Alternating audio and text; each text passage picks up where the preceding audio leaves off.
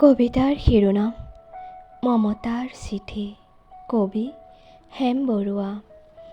If you are coming down through the narrows of the river Gang, please let me know beforehand, and I will come but to meet you as far as Sufusa Ezra Pound. মৰমৰ, এয়া মম এডাল জ্বলাই লৈছোঁ। আজি বহু দিনৰ মূৰত তোমালৈ চিঠি লিখোঁ বুলি। বাহিৰৰ উৰুঙা বতাহজাকে মমডাল আহি কোবাইছেহি। চাওঁ খিৰিকীখন জপাই দিওঁ। 7 বছৰৰ আগৰ কথাবোৰ তোমাৰ বাৰু মনত আছেনে? আমি যে নতুন জীৱনটোৰ পাতনি মেলিছিলোঁ। মোৰ গাত সেই অচিনাকি নিচা বাৰুকৈয়ে লাগিছিল। সিদিনা আছিল কাতিৰ কুঁৱলীখনা, এটা কোমল পুৱা। পদূলিত তলসৰা শেৱালিবোৰ উপচি আছিল। আৰু সন্ধিয়া মই তোমালোকৰ ঘৰলৈ নগৈ আহিবৰ দিনা আকাশৰ মেঘৰ মোহনাত হালধীয়া জোনটো নাওখন হৈ আমাক যে ৰিঙিয়াই মাতিছিল তাৰ দেশলৈ। মই লোৱা কঁকালৰ ৰঙা ৰিহাখনলৈ তুমি বাৰু তেনেকৈ কিয় একেথৰে চাইছিলা? মোৰ কেনে লাগিছিল জানা?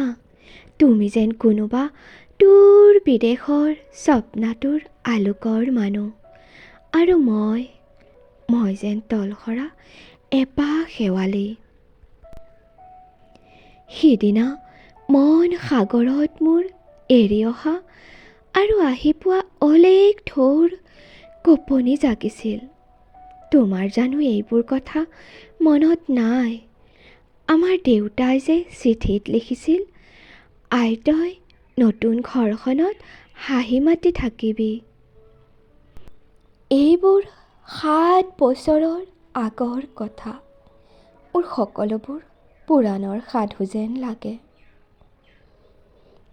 জেঠমহীয়া দেউতাৰ বছৰেকীয়া হৈ গ'ল। তোমাৰ বাবুল এতিয়া বৰটো হৈছে। তাৰ ওপৰ পাৰিত এধানিমানি ডালিম গুটি যেন দাঁত অকণি গজিছে। সি মোক একেবাৰে এৰিকে নিদিয়ে। কেতিয়াবা মোৰ ইমান খং উঠে, তুমি নাই নহয় সেইকাৰণে। সি বাৰু মোৰ বগা সাজযোৰলৈ এনেদৰে তধা লাগি চাই থাকে কিয়? তাৰ উপজাৰ পৰা এইযোৰ কাপোৰ চিনাকি, সেইকাৰণে নহয়। বাবুল এতিয়া বৰটো হৈছে বুজিছা, আৰু ডাঙৰ হ'লে স্কুলত তাক নাম লগাই দিম। স্কুলত থকা সময়খিনি মোৰ যে বুকুখন তেনেই উদং হৈ থাকিব ভাই। আৰু কি লিখিম? একো নাই। মোৰেই শপত, তুমি যিদিনা উলটি আহিবা মোক আগতীয়াকৈ জনাবা দেই। মই ভোগদৈয়েদি ফটিয়াই গৈ বুঢ়া লুইতৰ বুকুৰ পৰা তোমাক ৰিঙিয়াই মাতিম। তুমি যিদিনা উলটি আহিবা মোক আগতীয়াকৈ জনাবলৈ নেপাহৰিবা দেই। মৰম ল'বা ইতি তোমাৰ মমতা। পুন এইবাৰ বুজিছা, মাঘৰ বিহুৰ মেজিৰ জুইকুৰা বৰ ৰঙাকৈ জ্বলিছিল। আমাৰ আইতাৰ কলি ছাগলীজনীৰ 2টা পোৱালি জাগিছে, এটা শুদ বগা আৰু আনটো পখৰা। ধন্যবাদ।